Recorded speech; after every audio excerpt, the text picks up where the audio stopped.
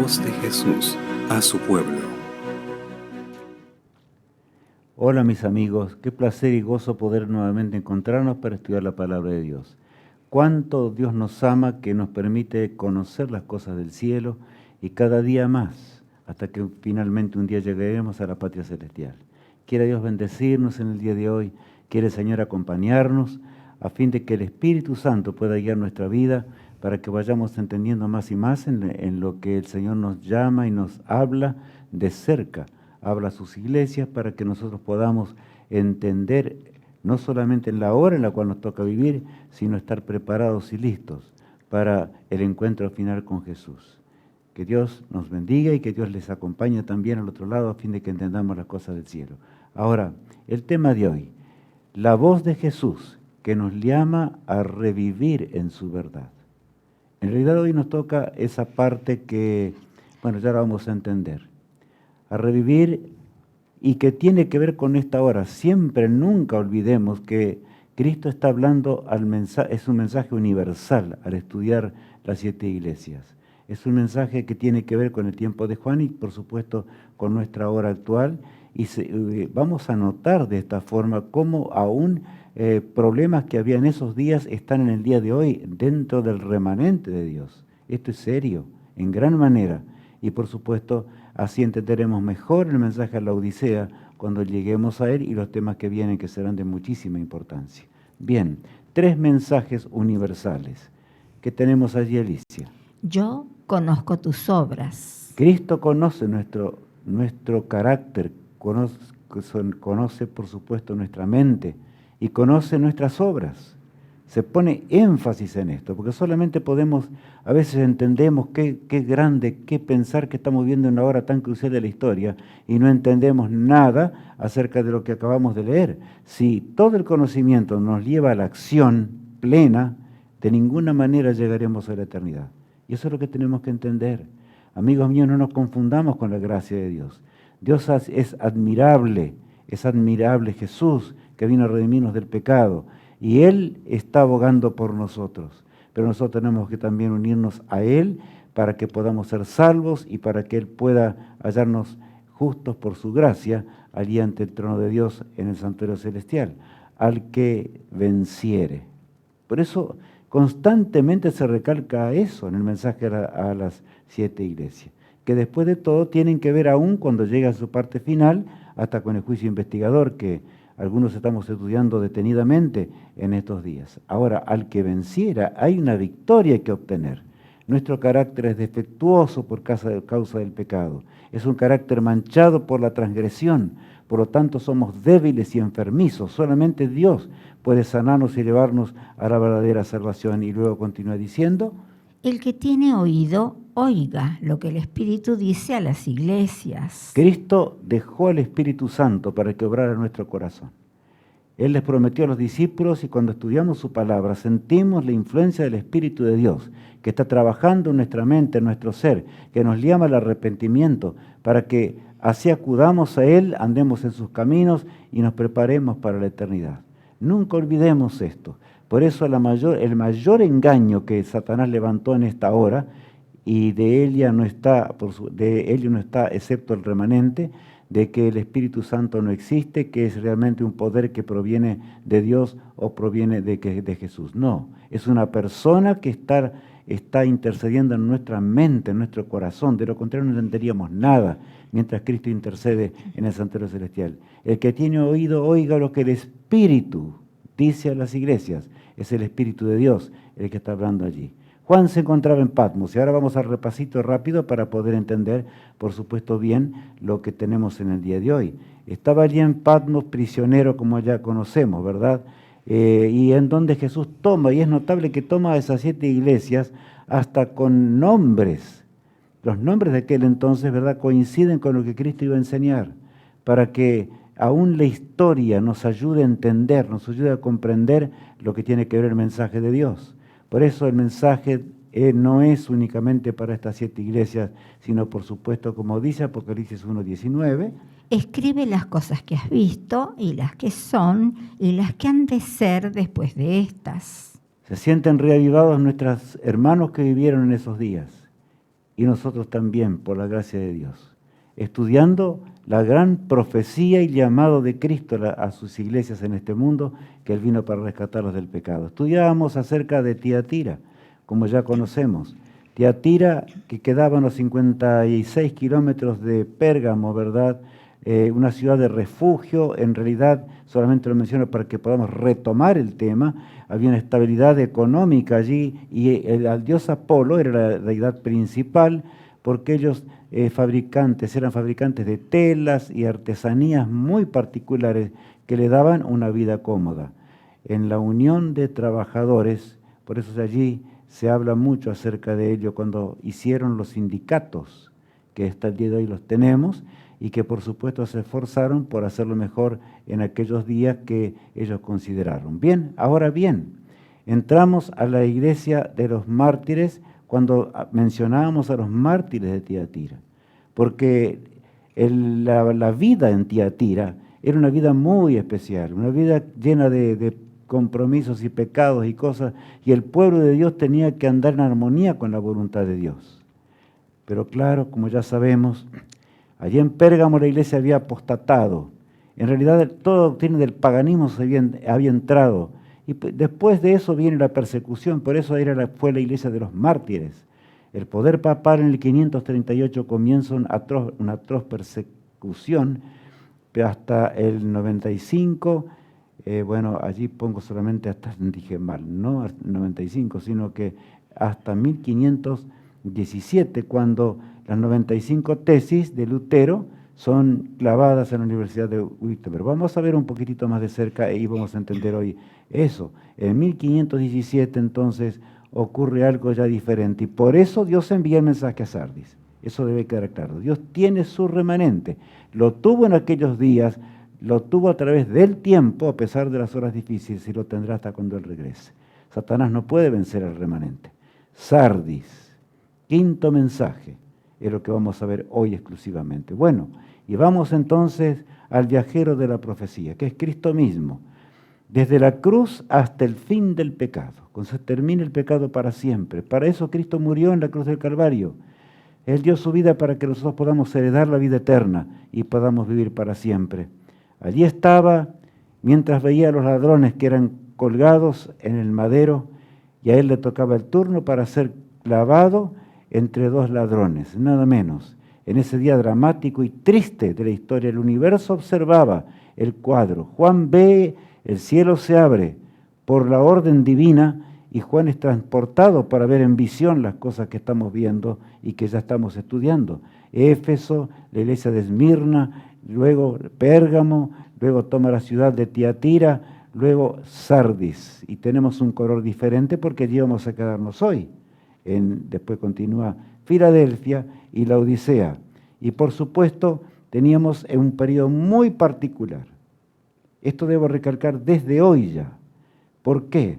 Porque la Odisea significa pueblo juzgado, como sabemos, porque hay un juicio muy especial y particular y breve en los cielos, que tiene que ver con el pueblo de Dios en la hora del fin, cuando Jesús termine la historia humana y regrese luego por nosotros al terminar el tiempo de gracia y venga para darnos el galardón.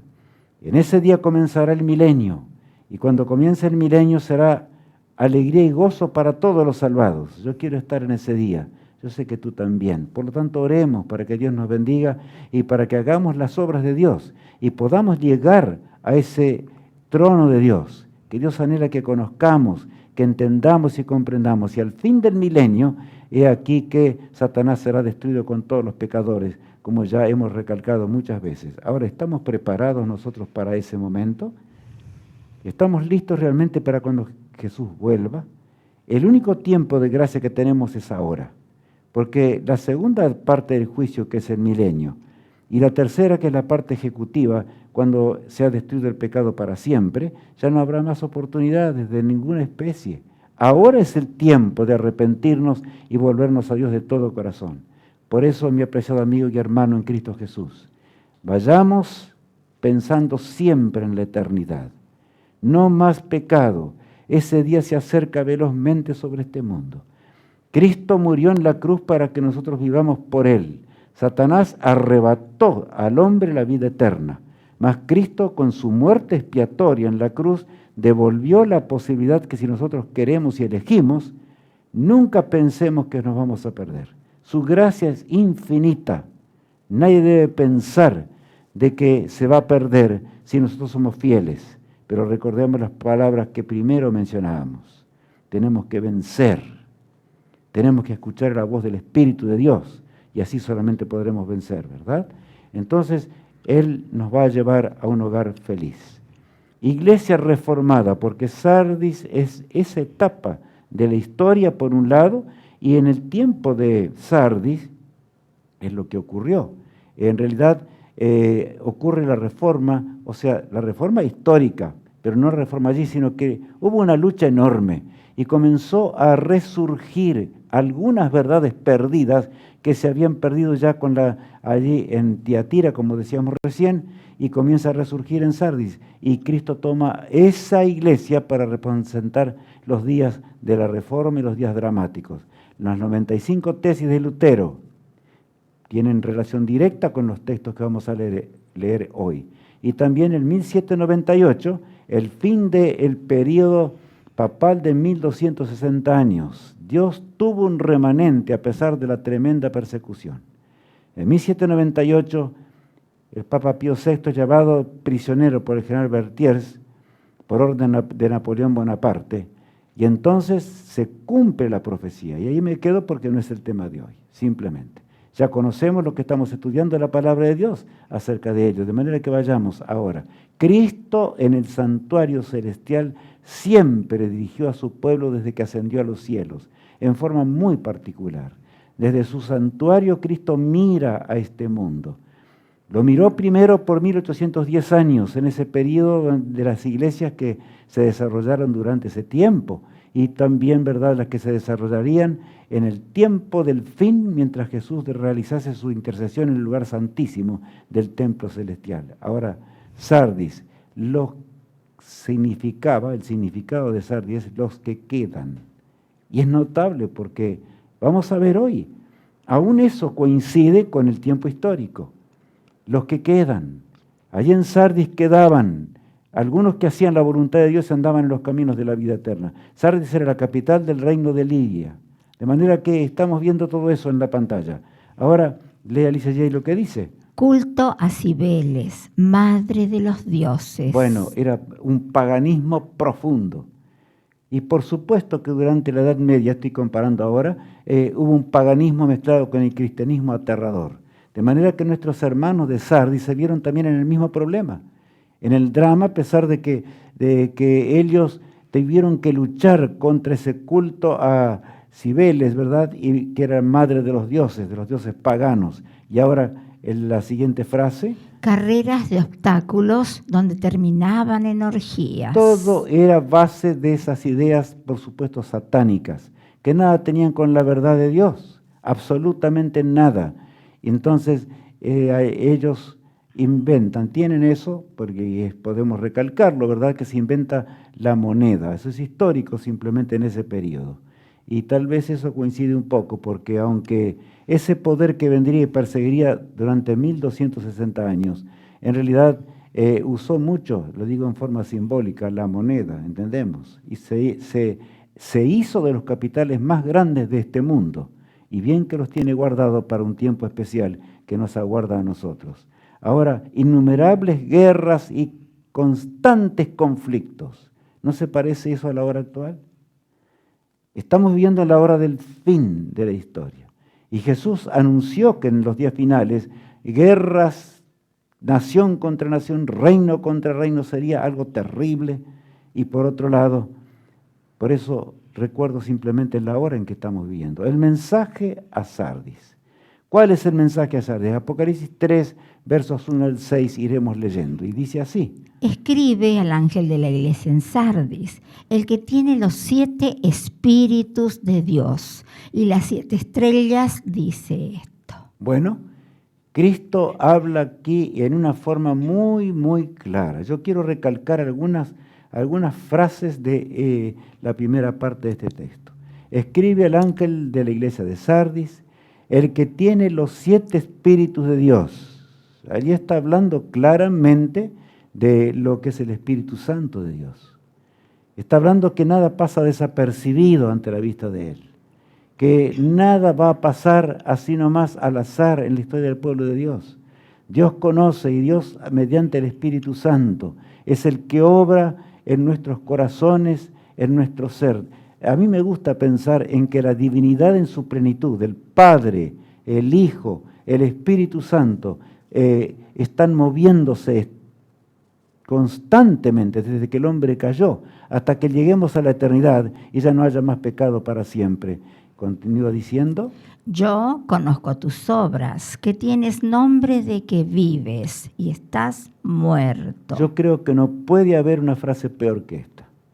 Jesús dice: yo conozco tus obras. Allí estábamos recordando hoy al comenzar. Claro, Cristo conoce nuestro obrar. Y en ese Sardis vivía realmente un cristianismo muy especial, derrotado casi del todo por el paganismo. Por eso, yo conozco tus obras, que tienes nombre de que vives, dice, ¿pero qué? Pero estás muerto. Y allí viene algo grande, estaba muerto en Cristo completamente.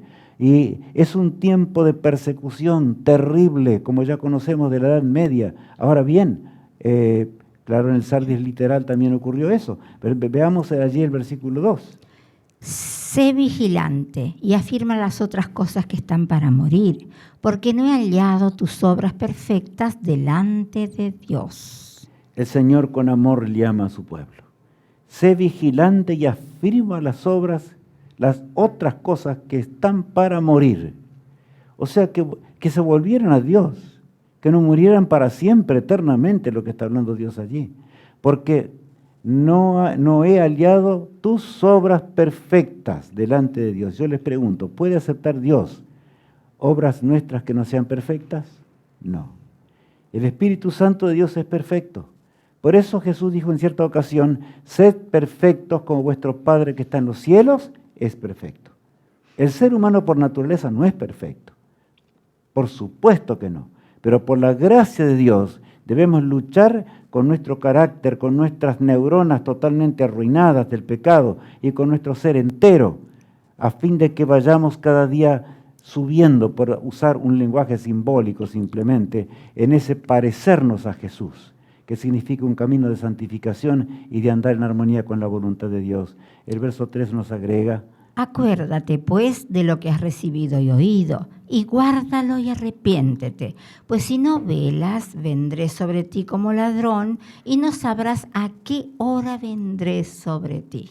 Es notable, porque esto pega mucho con nosotros hoy, a pesar de que no estamos en el tiempo de Sardis, pero pega con nosotros.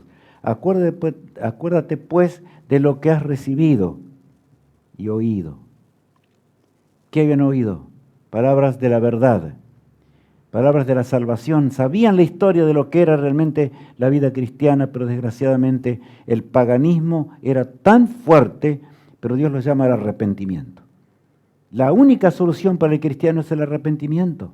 La única solución para el día de ayer, o aún si no conocíamos, porque muchos podríamos decir, no conocíamos la verdad, antes no sabíamos. No importa, arrepintámonos cuando el Señor nos llama al arrepentimiento y hagamos las obras de Dios. Y luego dice Jesús, pues si no velas, habla acá de velar y orar. Es la única forma en que se puede vencer el pecado, porque si no velas vendré sobre ti como ¿qué? Como ladrón. Jesús usó esa figura muchas veces. Y aquí la recalca cuando él estuvo con sus discípulos. Habla del ladrón que vendría a usurpar repentinamente, de su venida. Claro, es que les está hablando a los de Sardis, en primer lugar, que aún la venida de Cristo habría de sorprenderlos. ¿Y qué pensar de nosotros? Que vivimos en el tiempo profético de Sardis, el Sardis espiritual, ¿verdad? Y no sabrás a qué hora vendré sobre ti. Notemos, el no saber, el no estar en armonía con la profecía de Dios, el no estar en armonía con el tiempo profético es un pecado grave, que el paganismo lo logró. A través de la historia, y por supuesto ahora en el tiempo del fin, el diablo lucha a través para que nos entiendan las profecías, para que no entendamos la profecía. Hoy vamos a entrar ya muy de cerca en el tiempo profético. Leamos el verso que sigue. Pero tienes unas pocas personas en Sardis que no han manchado sus vestiduras y andarán conmigo en vestiduras blancas porque son dignas. Bueno, aquí está clarito. Las vestiduras blancas que Adán y Eva perdieron.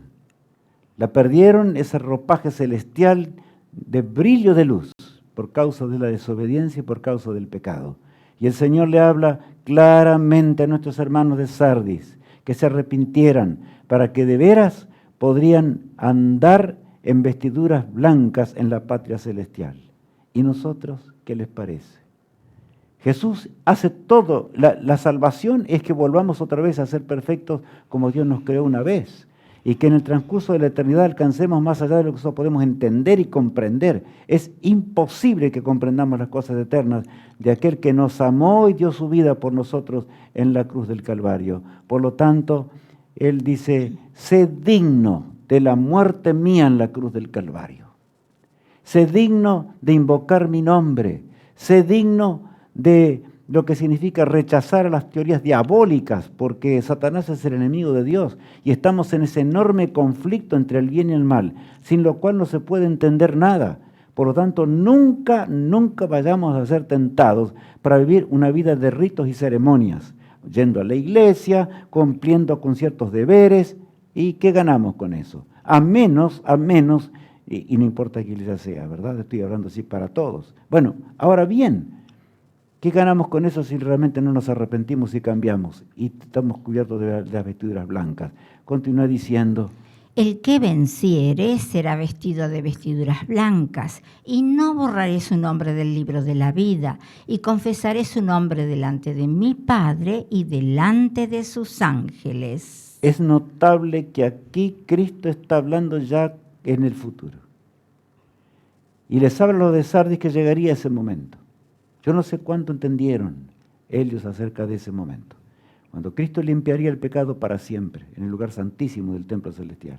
Pero aquí dice claramente algo, dice, y no borraré tu nombre del libro de la vida. Yo imagino a Jesús, ¿cuánto le cuesta borrar nuestro nombre del libro de la vida?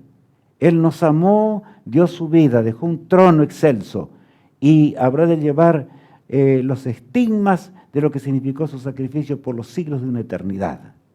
Nosotros no los llevaremos, pero recordaremos al ver el Cordero que fue inmolado, vamos a recordar lo que Cristo hizo por nosotros para siempre.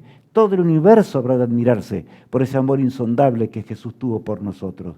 Acá dice, confesaré su nombre delante de mi Padre y delante de sus ángeles. Cristo ahora está en el santuario celestial, en el lugar santísimo, y está intercediendo por nosotros en esta hora tardía de la historia. El tiempo se va a terminar muy pronto, pero no tampoco es el tema de hoy, solamente hago alusión a ello para que pensemos y entendamos mejor después cuando lleguemos a ese momento. El versículo 6 dice, El que tiene oído, oiga lo que el Espíritu dice a las iglesias. bueno, el que tiene oídos, no todos tienen oídos espirituales, no todos tienen oídos realmente consagrados a Dios. El Espíritu de Dios no puede penetrar un oído que está sordo, sordo por las cosas de esta vida, sordo por vivir esta existencia. ¿Cuántos quieren vivir este mundo y simultáneamente gozar de la gloria de Dios? No, eso es imposible. Es negro o blanco, así es. El pecado debe ser borrado para siempre de nuestra existencia. Tenemos que arrepentirnos y volvernos a Dios. Dios no nos pregunta cuán lejos estuvimos de Él. No, eso no nos pregunta el Señor. Él dice, arrepiéntete, hijo mío. Yo no quiero borrar tu nombre del libro de la vida. ¿Y qué nos dice esto? Fuimos destinados a la vida eterna. Él quiere que vivamos para siempre, pero nosotros tenemos el libre albedrío y lo que tenemos que realmente elegir entre escuchar el Espíritu Santo de Dios o negar las cosas del Espíritu de Dios. Continúa diciéndonos lo siguiente allí. En este período se acuña el término protestante, cuando los príncipes firman un documento en el que protestan por una libertad religiosa para todos. Bueno, estamos ahora en el tiempo profético. El Sardis real de los días, ¿verdad?, de los días apostólicos, llegó a ser en realidad dramático. Pero ahora nos encontramos con el protestantismo. ¿Qué fue el protestantismo? Fue acuñado en esa época de cuando los reformadores surgen y comienzan a decir no puede ser, estamos lejos de Dios. El paganismo reina totalmente en la iglesia cristiana y los reformadores volvieron a la Biblia y comenzaron a descubrir las verdades eternas de Dios, de la palabra de Dios, que habían sido realmente, desgraciadamente, borradas. ¿Por qué? Por el paganismo que reinaba en esa iglesia apóstata, como ya conocemos. O sea, lo que tiene que ver con todo aquello de los 1260 años de persecución. Por lo tanto, se levanta Lutero, uno de los grandes reformadores. ¿Por qué? Porque Lutero realmente hace algo muy grande. Y vamos a ver allí.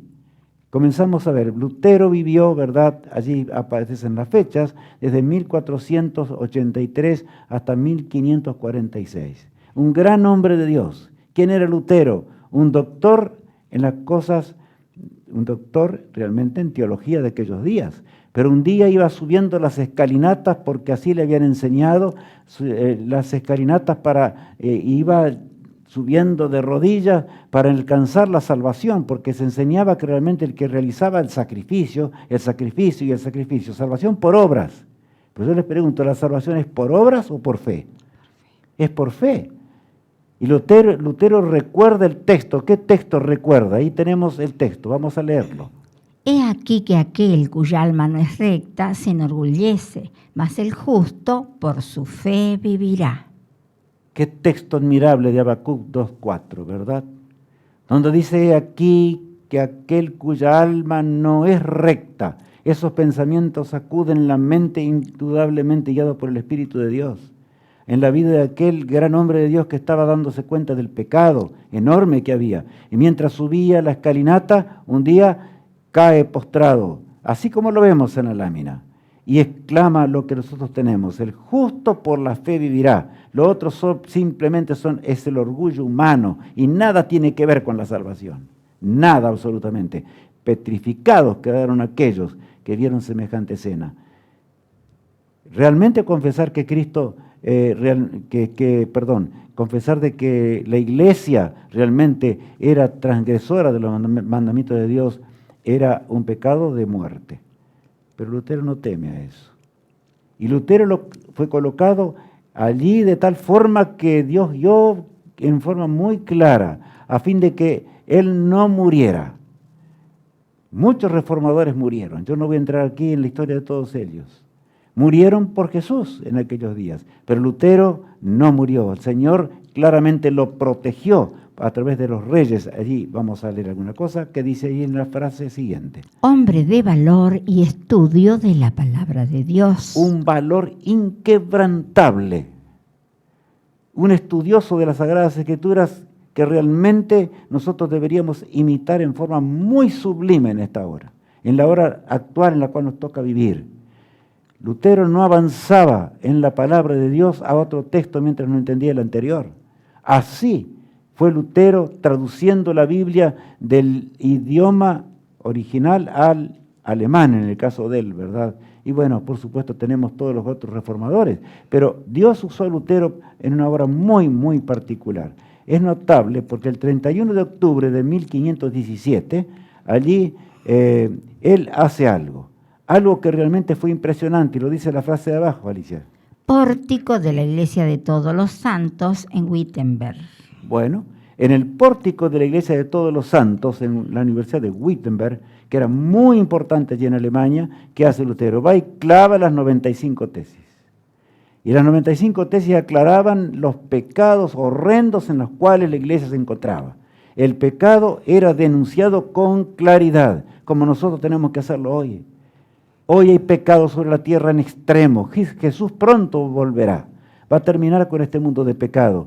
Pero si nosotros no predicamos, si nosotros no hacemos las obras de Dios, si nosotros no nos entregamos a Él de todo corazón, mi apreciado hermano, Jesús no podrá cumplir en nosotros la obra que Él quiere hacer y que nosotros lleguemos a amar a Jesús como nunca antes. Tenemos que ser valientes como fue Lutero. Y los grandes reformadores, los hombres de Dios de aquellos días. Ahora bien, la dieta de Worms, El emperador Carlos V, que fue el que protegió a Lutero, en abril de 1521 fue dada esa ¿cómo se llama allí? Dieta de Worms, a fin de que todo era claro. Y saben, hay una frase que lo resume todo, porque realmente los que estaban y allí estaban los que realmente lo condenaban y chirreaban los dientes para hacerlos pedazos y llevarlos a la hoguera.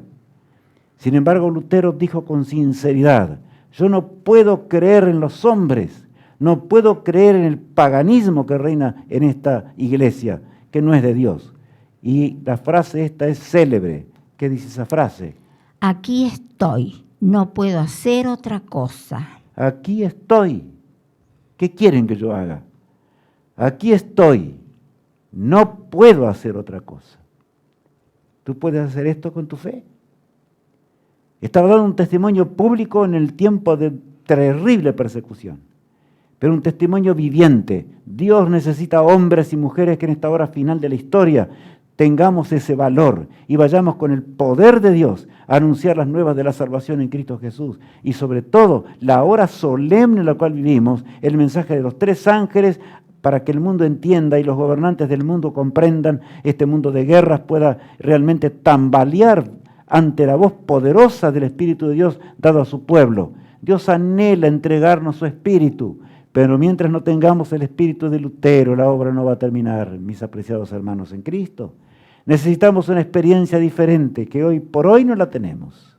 Y eso es lo que es que aquí estoy. ¿Puedes decir tú aquí estoy al Señor? No puedo hacer otra cosa que predicar tu verdad. Y dar ese testimonio ante aquellos incrédulos, que no les importe nada, que se burlen y que finalmente van a perseguir al pueblo de Dios en la hora del fin. Bueno, el tiempo de los padres peregrinos es conocido como aquel tiempo donde escapan los puritanos desde allá, bueno, en la persecución desde Normandía, fue un viaje trágico, desde Europa, ¿verdad?, hasta las costas del norte de América, donde realmente fueron bendecidos en extremo. Saben, a bordo del Mayflower en 1620 se realiza esto, y llegan los padres peregrinos. ¿Qué decían? Ellos querían ser fieles a Dios, escapan de la persecución y querían lograr un lugar. Iban orando al Señor para que los guiase. El viaje no fue fácil con esas naves que nosotros estamos viendo en la pantalla, que por supuesto las olas las llevaban para un lado y para el otro, las azotaban de un lado para el otro, hasta tuvieron que naufragaron en algún momento, pero llegaron allí al norte de lo que es Nueva York actualmente. Y saben, 102 padres peregrinos llegaron hasta esas costas y se arrodillaron, agradecieron al Señor, agradecieron porque el Señor los había acompañado y firmemente decidieron hacer un pacto con el Todopoderoso. Hacen un pacto de fe, eran hombres de fe, creían realmente en el protestantismo totalmente, profundamente. Solo la palabra, solo la Biblia era la guía de sus vidas. No había otra cosa, no podía haber otra cosa. Habían aprendido realmente estos reformadores también y querían vivir en armonía con la voluntad de Dios. Y llegan a las cortes, ¿por qué? Recalco, de Estados Unidos de Norteamérica, lo que es hoy, ¿verdad? Acuérdense que en 1776 se independiza recién Estados Unidos de Norteamérica y llega a ser un país protestante, de origen protestante, netamente protestante. De manera que ellos tenían la ilusión de que la Constitución y todo lo que ellos harían estaría en armonía con la voluntad de Dios. Nunca más la Iglesia unida al Estado, porque la Iglesia y el Estado juntos los habían perseguido. Por lo tanto, ellos clamaban a Dios por estas cosas. Pero saben, volvemos atrás ahora para recordar solamente un dicho de quién, del gran profeta de Dios, Elías, aquel que luchaba contra la idolatría en tiempos de Israel, en tiempos donde la amarga y la tristeza de un pueblo que conocía a Dios había abandonado a Dios, en tiempos de Acab y Jezabel, que ya estudiamos, por supuesto, y vimos en la palabra de Dios. Y Él les habla con claridad, los invita al arrepentimiento al ver el fuego que caía sobre el altar y que realmente consumía todo. El Baal no servía para nada, el paganismo no servía para nada. Así también el cristianismo apóstata no servía para nada. Pero leamos este texto de 1 Reyes 18.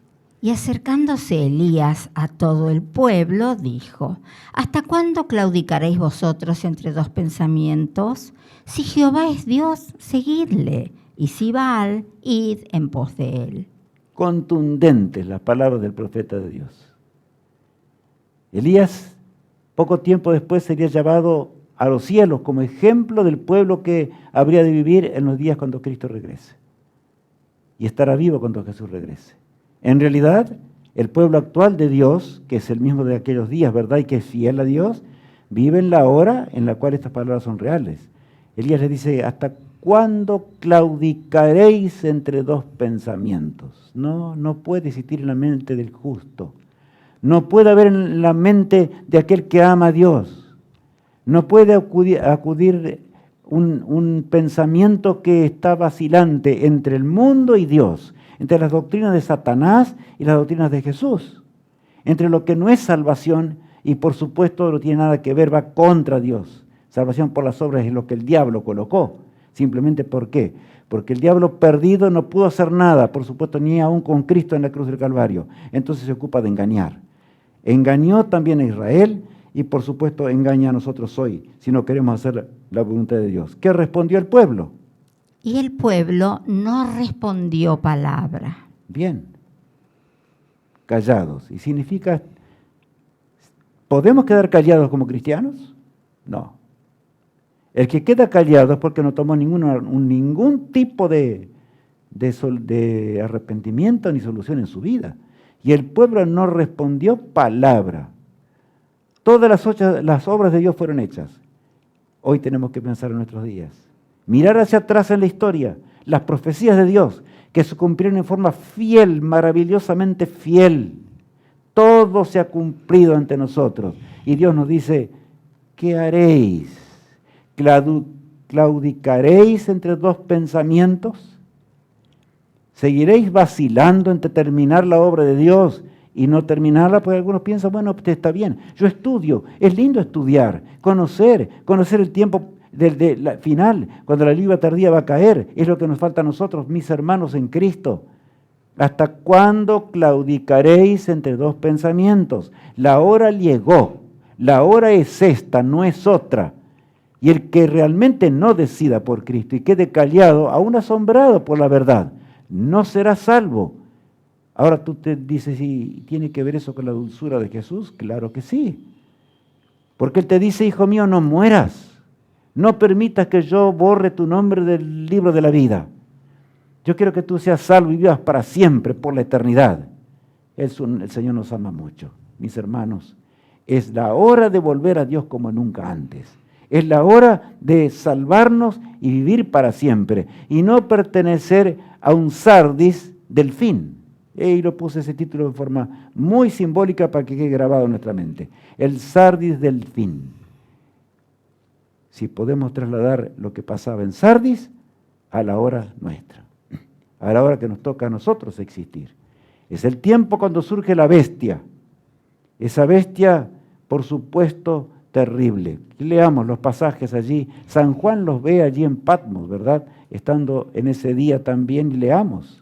Me paré sobre la arena del mar y vi subir del mar una bestia que tenía 7 cabezas y 10 cuernos, y en sus cuernos 10 diademas, y sobre sus cabezas un nombre blasfemo.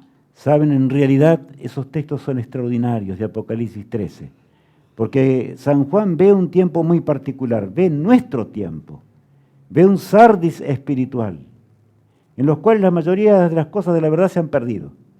Un mundo apóstata, un mundo guiado por un Sardis así, directamente, tal cual, lleno de paganismo. Ahora bien, ¿qué ve Juan? Ve una bestia que surge. Es esa bestia perseguidora, como dice allí, persiguió por 1260 años. Fue llevada en la prisión, como ya sabemos, pero resucitó de esa prisión tal cual la profecía decía. Y crece, ha llegado la hora cuando cosas terribles van a acontecer. y van a acontecer si no acontecieron todavía, es porque nosotros no hemos hecho lo que teníamos que hacer. La hora ha llegado. Nosotros tenemos que realmente ser imbuidos por el Espíritu de Dios para terminar con la obra de Dios en este mundo y para que Jesús pueda retornar en gloria y majestad y tengamos un mundo feliz para siempre. En Apocalipsis 13 aparecen dos bestias. La bestia primera, ¿verdad?, que tiene 7 cabezas y 10 cuernos, como ya conocemos, y tiene diademas. Quiere decir que ve Juan ahí el momento cuando reinará esa bestia por un breve tiempo. Dios va a permitir que eso ocurra. De manera que ese poder que persiguió va a perseguir de nuevo. Es lo que tenemos que entender hoy. Lo ve en la acción, en la visión, en forma directa. Y también ve a un pueblo que guarda los mandamientos de Dios y tiene la fe de Jesús. Y anunciará con poder. ¿Estaremos nosotros dentro de ese pueblo? Valiente como fue Lutero, para anunciar la palabra de Dios y solo la palabra de Dios, solo Escritura. ¿Seremos un pueblo así? Que de veras viviremos esa verdad sublime de Dios. Vamos a leer en cuanto a la segunda bestia que aparece en Apocalipsis capítulo 13. Leamos allí. En Apocalipsis 13, el versículo 11, ahí ahora se presenta la segunda bestia que surge y es muy diferente. La otra surgía del mar, y el mar significan pueblos, muchedumbres y naciones, como ya comprendemos porque estudiamos muchas veces en la palabra de Dios. ¿Y qué simboliza ahora una bestia que nace de la tierra? Vamos a leer. Después vi otra bestia que subía de la tierra y tenía 2 cuernos semejantes a los de un cordero. Y allí puse puntos suspensivos a propósito. Vamos a meditar en la primera parte de este pasaje bíblico. Después vi otra bestia que subía ¿de dónde? De la tierra, ya no era del mar. Aquellos padres peregrinos que anhelaban realmente todo lo mejor. Pronto el Satanás, el autor del pecado, logró vencer a los descendientes de ellos, y los venció en forma terrible. Y el protestantismo lleno de vida, que estaba recobrando la palabra de Dios tal cual decía la profecía, comenzó a entreverarse nuevamente con cosas que nada tienen que ver con las cosas de Dios.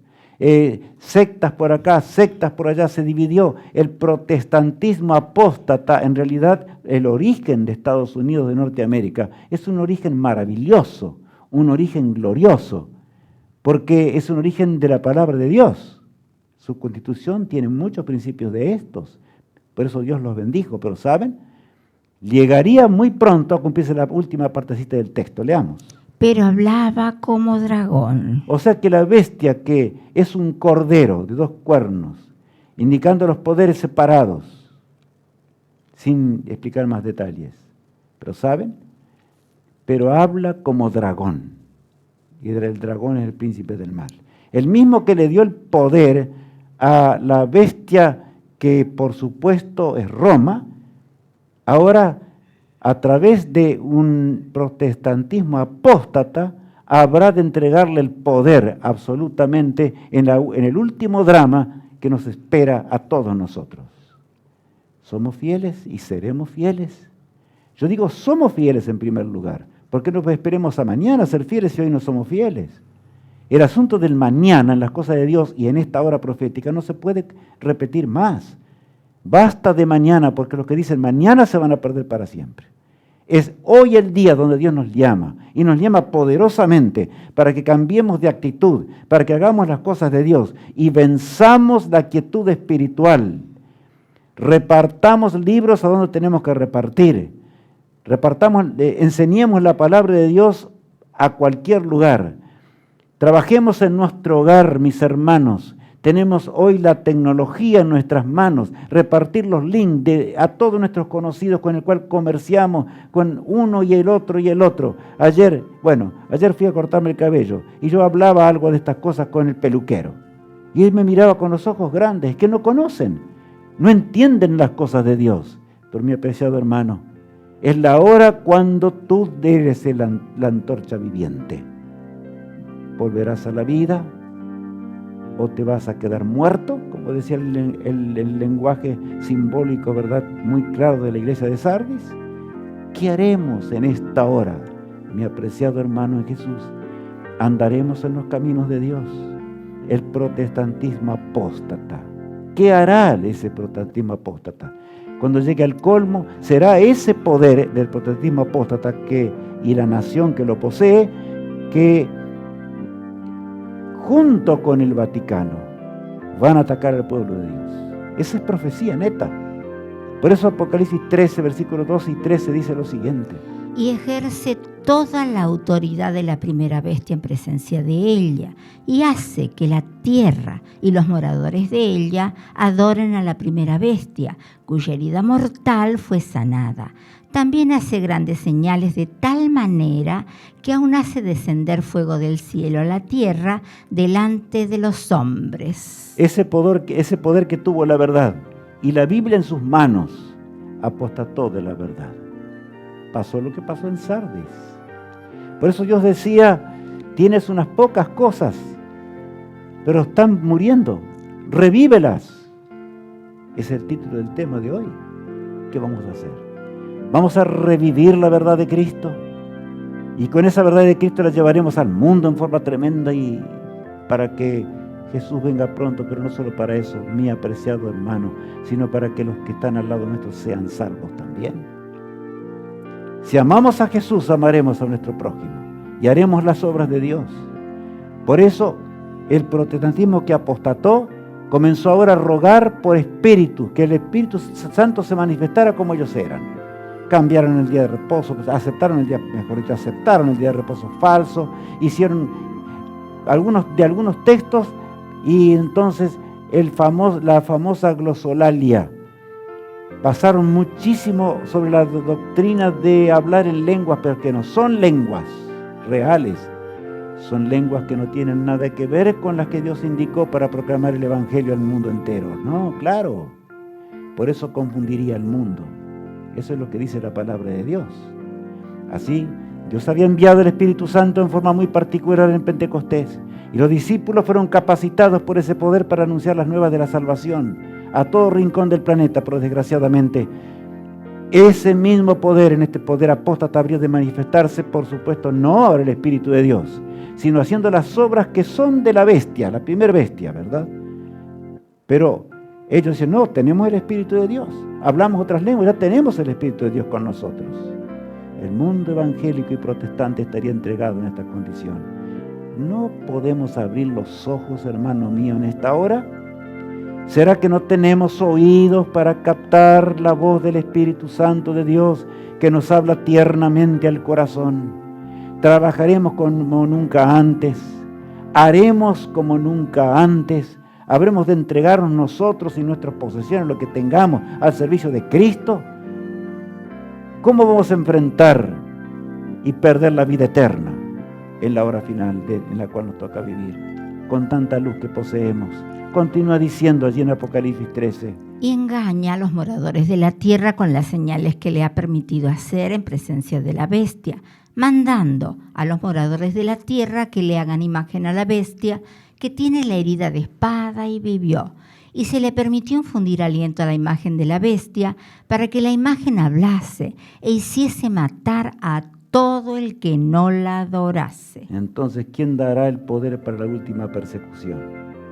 El protestantismo apóstata. El mundo de hoy está convulsionado. Vemos la guerra y podría ser una guerra nuclear. Dios está frenando los vientos para que esa guerra nuclear no exista en su plenitud en este mundo. No sé hasta qué punto Dios lo va a frenar. Por supuesto que no habrá una guerra total nuclear, porque el mundo sería aniquilado. Y así no va a terminar la tierra. Pero pensemos, y se le permitió infundir aliento a la imagen de la bestia. Y la imagen de la bestia es imagen porque es hija. Volvió otra vez a las doctrinas del paganismo, pero más desdibujadas y armadas con el nombre del cristianismo, simulando tener dones espirituales que no proceden de Dios, sino proceden del autor del pecado, por supuesto, porque Satanás falsifica los dones espirituales. Ahora bien, ¿qué haremos? Hacia matar, dice. Corto tiempo el pueblo de Dios volverá a la persecución, pero no nos importa eso. Lo que debe importarnos hoy, y ver a nuestros hermanos que antes de nosotros vivieron 1260 años de horrenda persecución, y sin embargo estarán en la patria celestial. Yo quiero verlos, quiero encontrarme con los hombres de Dios, con aquellos reformadores que restablecieron la verdad en forma maravillosa y obraron en forma poderosa sobre este mundo, gracias a que Dios los encontró y ellos fueron fieles a la voz de Dios, aunque les esperaba la hoguera, les esperaba el martirio, les esperaba la cárcel, les esperaban cuantas cosas más que nosotros conocemos. Mis hermanos, Dios ha entregado a su pueblo maravillas para que las usemos. Si no entendemos, pues entonces, ¿cómo pues vamos a salvarnos? Es imposible. Ahora bien, hay un elogio para esa iglesia. Yo quiero recalcarlo acá. La iglesia de Sardis, volvemos ahora. Dios, a pesar de encontrar esa situación lamentable, hay un elogio, porque es así Jesús, tierno y compasivo con el pecador. ¿Qué pasa? ¿Qué dice ese elogio? Tienes unas pocas personas que no han manchado sus vestiduras, remanente fiel a Dios. Tienes unas pocas personas que no han manchado sus vestiduras. ¿Sabes, mi apreciado hermano? Hoy también hay quienes anhelan terminar con la obra de Dios. Ven que el tiempo ha llegado. Acordémonos de la parábola de las 10 vírgenes. 5 de ellas eran prudentes y 5 ¿cómo? Imprudentes. Ahí estaban esperando el regreso de Jesús. Las que tenían aceite necesario terminaron con la obra de Dios cuando vino el esposo, como dice la parábola. Estoy hablando de esa parábola. Mas aquellas que no tenían el aceite clamaban: danos de vuestro aceite porque las lámparas se apagan. Danos, y las lámparas representan la palabra de Dios y la verdad de la palabra de Dios. La palabra de Dios que debe ser predicada en este tiempo y en esta hora, en forma gloriosa, poderosa, llena del Espíritu de Dios. Miles y millones se van a convertir por día. Así va a terminar la obra de Dios. Dios nos promete esto. Vamos a negar las cosas del cielo. Jesús nos anima y dice: hay quienes son fieles. Yo tengo mi remanente en esta hora. En esta hora dramática tengo mi remanente. Pero arrepiéntete de todo lo demás. No quiere borrar nuestro nombre del libro de la vida.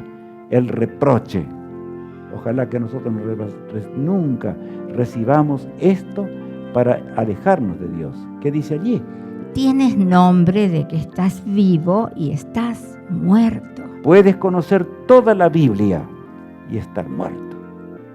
Eso es lo que Dios dice. Le dice a Sardis, la antigua Sardis, nuestros hermanos que vivieron allí en la iglesia de Sardis. Nos dice hoy también Jesús: tienes nombre de que vives. Tienes nombre inclusive que advierte que Cristo viene pronto. Pero esto no basta. Dios espera mucho más de nosotros, hermanos. ¿Qué espera? Espera la acción. Y el que venciere le daré que se siente conmigo en mi trono, así como yo he vencido, dice Apocalipsis 3:21. Tremendo texto. Acá tiene nombre de que vives, pero estás muerto. La triste experiencia de Sardis la volveremos a repetir en esta hora del fin. O sea, y si existe, ¿continuarás allí? ¿Nos arrepentiremos?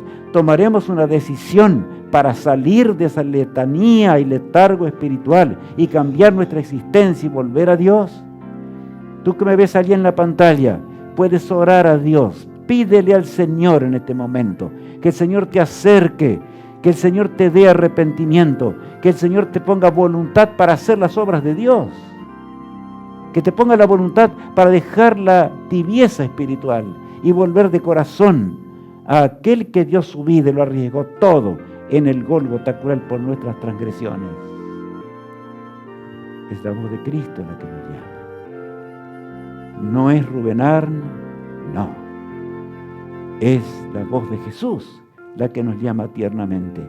La mayor necesidad de esta hora. ¿Qué necesita Dios en esta hora?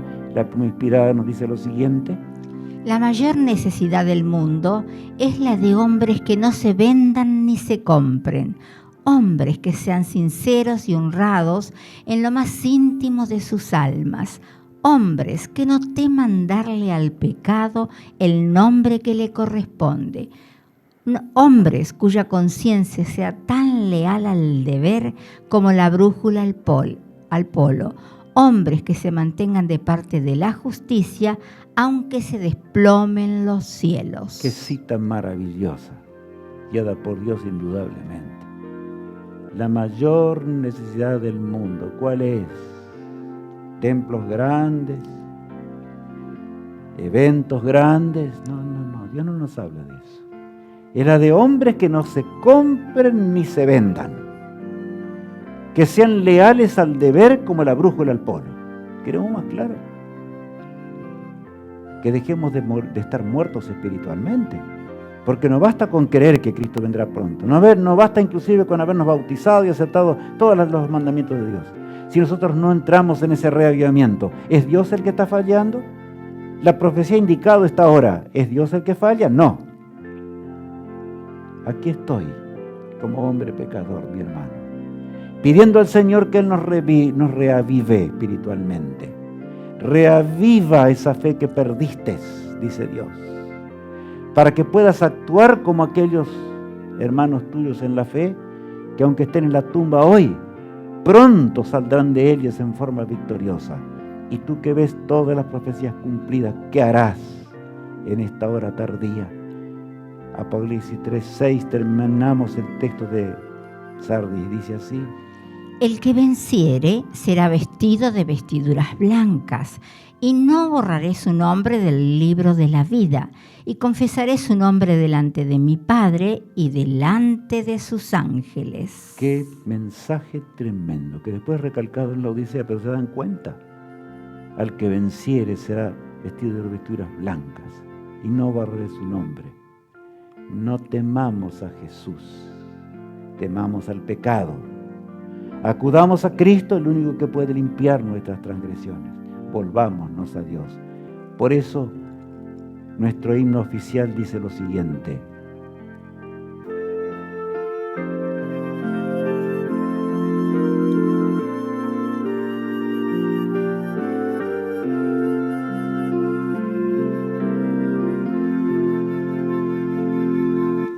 Te envío a ti, a un mundo que perece, para servir a Dios con devoción. Te envío a ti, te sostendrá mi gracia, y en mi nombre tú podrás vencer.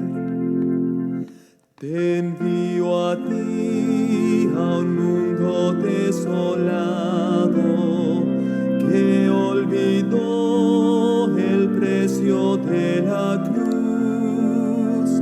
Ve a decirles cuánto Dios los ama, que por salvarlos a su Hijo dio.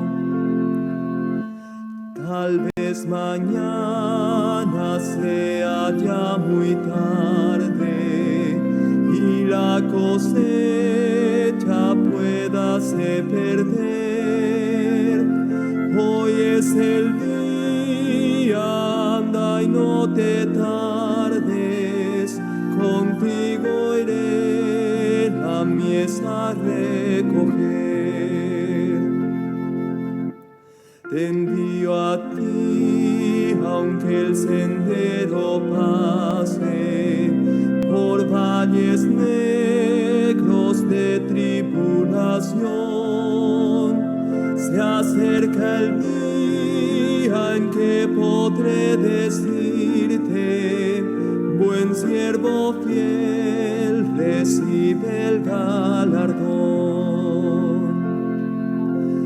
Como el Padre me envió a mí, yo te envío a ti.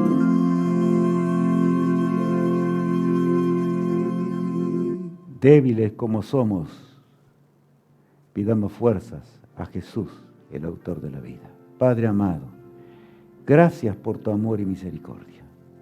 Después de haber estudiado tu palabra en este día, acudimos a ti como única fuente de poder, dándonos la promesa de la unción del Espíritu de Dios en la dimensión de la lluvia tardía, para que la obra pueda ser terminada. Queremos verte pronto venir en las nubes de los cielos.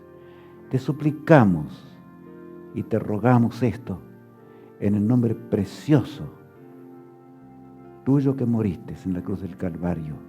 Amén.